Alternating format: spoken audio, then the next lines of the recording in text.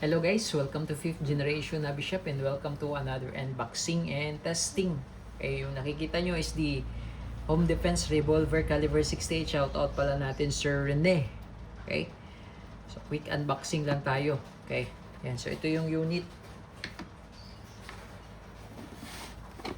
This is the P2P Prepared to Protect HDR 68 Home Defense Revolver by Yomarex.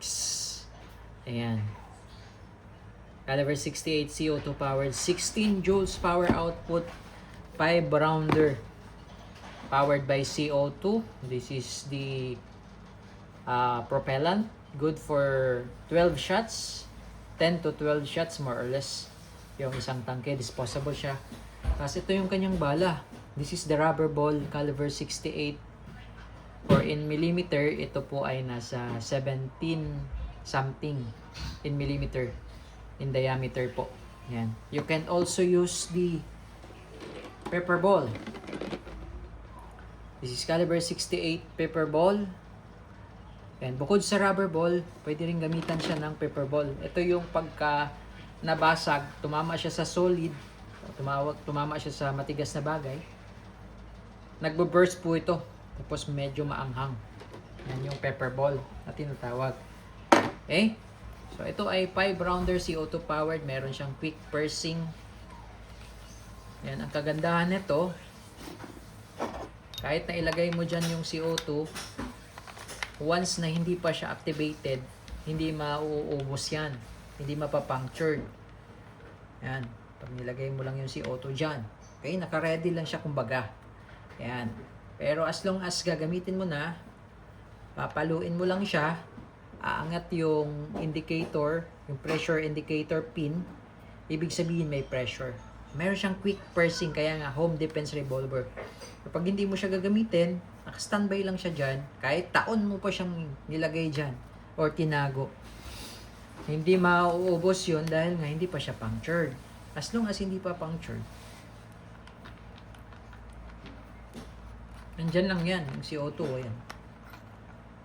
Active pa siya. No? Pero pag inactivate ko na yan, mabubutas na yan. Okay? Mabubutas na yan.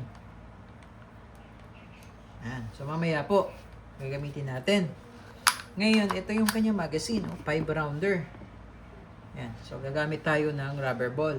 Take note pala, dito yung kanyang gear, sa likod tayo maglo-load ng rubber ball. Sayang, naubusan lang tayo ng aluminum ball para dito sa caliber 68. Pwede rin siyang gamitan ng aluminum ball.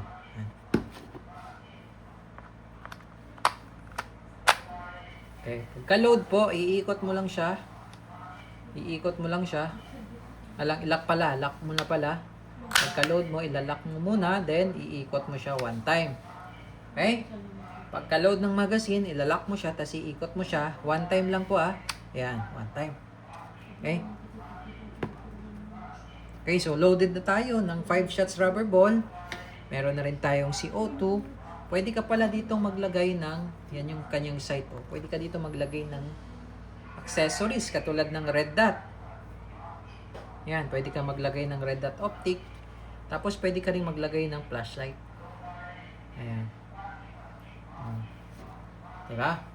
So ngayon, pag i-activate mo na, papaluin mo lang to, aangat yung pressure indicator pin. Yan, parang ganito. Yan, umangat na siya. So, ibig sabihin, pressurized na siya.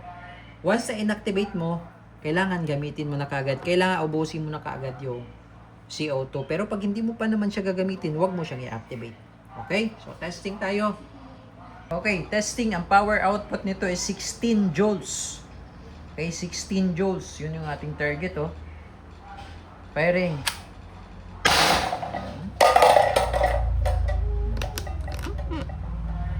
Kikita nyo yun? Kung paano niya binalibag yung target.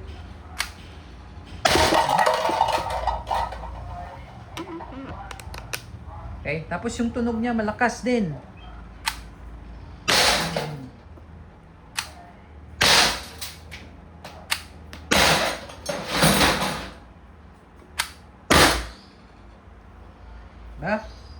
Ganun siya katindi.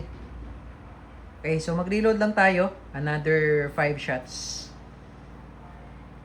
Napaka-solid niya talaga. Oh. Tingnan nyo naman yung target. Oh. Makapal na to. Makapal na lata. Pero talagang butas. Okay, another 5 shots tayo.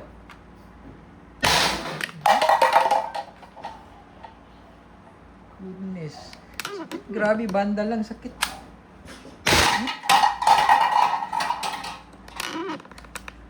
Kita nyo yun?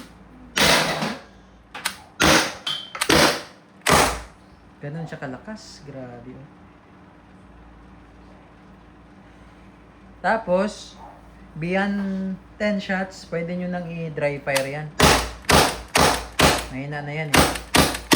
Bago mo siya i-release, dry fire mo lang muna, ubusin mo. Yan. Pag medyo matigas, gagamit tayo ng Allen tool. Meron naman siyang kasama eh. Ayan. So, ito yung kanyang Allen tool na kasama. Pag matigas siya, by hand, gagamit lang kayo ng Allen tool. Release na siya. Ito yung kanyang CO2. Punctured na siya. Okay. Sa 10 shots na yun, yung target mo, tingnan mo, imagine mo yung lata, oh. Oh. Diba? Imagine mo yung lata, oh, kung gaano siya ka lakas. Solid talaga to. Ayan.